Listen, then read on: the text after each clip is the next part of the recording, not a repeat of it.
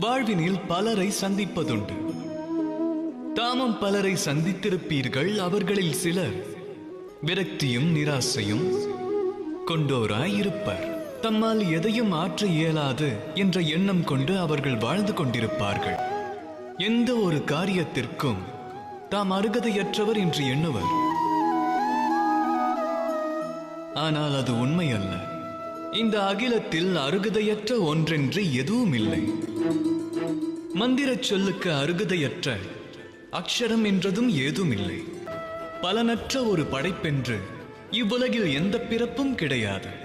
அவரை அருகதையற்றவர் ஆக்குவது அவரின் எண்ணமாகும். ஆகையால் சுயத்தினை அறிந்தால் ஒருவர் தான் யார் என்பதை உணரலாம்.